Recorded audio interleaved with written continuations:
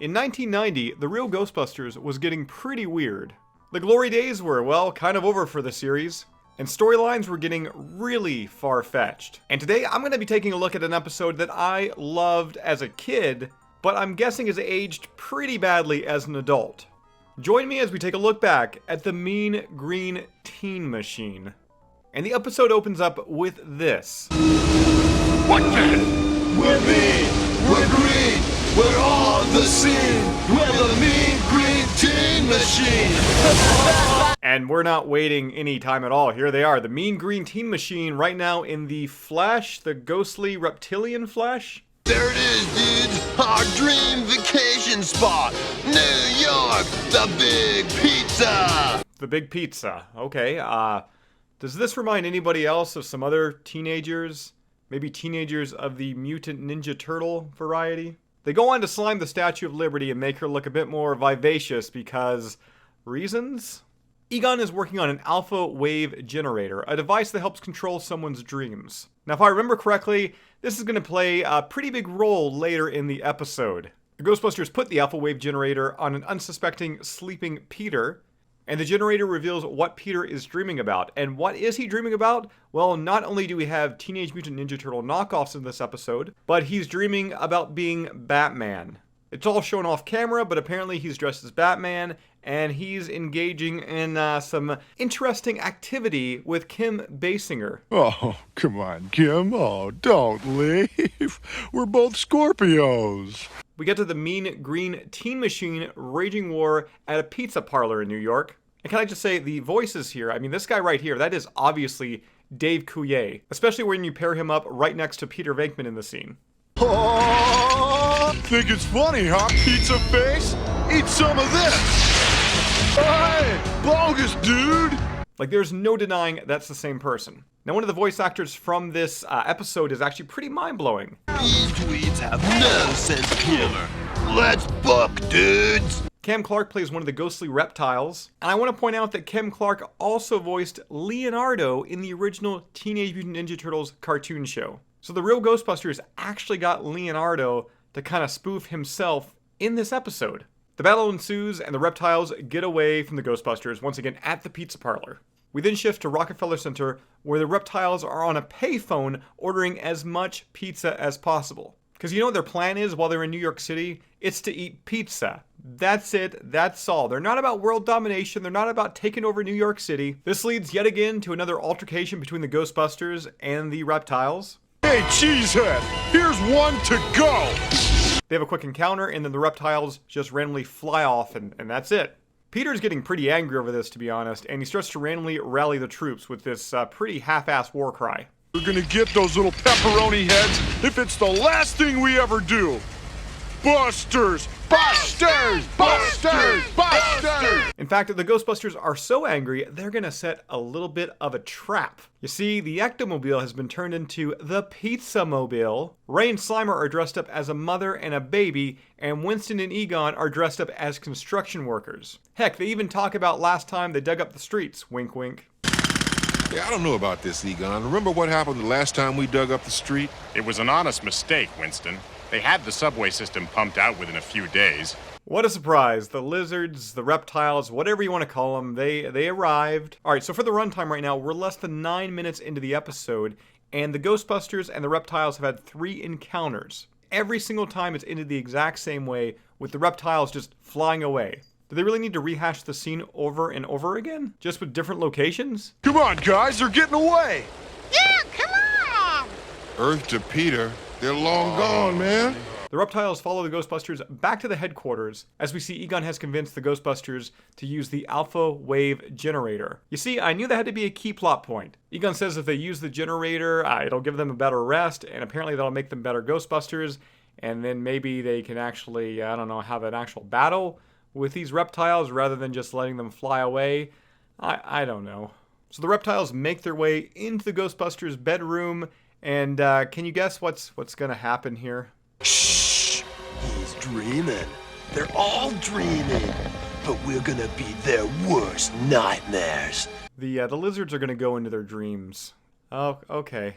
Season 6, everybody. I kind of forgot how how bad some of these episodes were. You know, it's been fun, but I think I'm just gonna get up now, and yeah, I'll see everybody right back here next week on our retro review. I think I'm done with this episode. All right.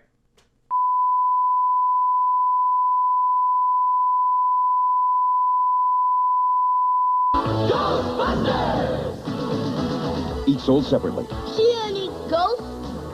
Not yet. Figment, it's back to the bone. Get me out. Looks like you're really into them, Stan. Zap them. Safe. Not so safe. It's Sludge Bucket. What a slide. I've been gooped. Activate the Turtle Blasters. We ain't afraid of no ghosts. Ah! Peter Venkman, bad to the bone and Sludge Bucket with ectoplasm, each sold separately. Ghostbusters from Kenner. I'm back. All right, let's keep doing this thing. Slimer tries to wake them up, followed by this really oddly delivered line. This makes me crazy. And I guess it's time for a pizza dream, because this episode, all it's about is pretty much pizza. Wheel of Pizza. Peter is on Wheel of Pizza. The reptiles outsmart Peter, they attach him to the Wheel of Pizza, and then we switch over to Ray's dream, and he's apparently like Tarzan, I think? He's talking to 3 gorillas, which, wait, how much do you want to bet that the gorillas are going to morph right in? Yep, there you go. Also, where's the pizza? Nope, there you go. There's the pizza right there. More pizza. Now let's switch over to Winston's dream, and he's dreaming about, like, Star Trek? Captain Star Notes, intercelestial star time is... Whoa! It's the evil Pizza-nutions from the planet Pepperoni. And can I once again just say how much I missed the first 1, 2, 3 seasons of The Real Ghostbusters? Great stuff there. This, not so much. Of course, the Mean Green Teen Machine, they're gonna rage war with Winston here, and they drop pizza on top of Winston's spaceship. I can't believe I'm saying that. I'm reviewing a Real Ghostbusters episode, and I just said they drop pizza on Winston's spaceship.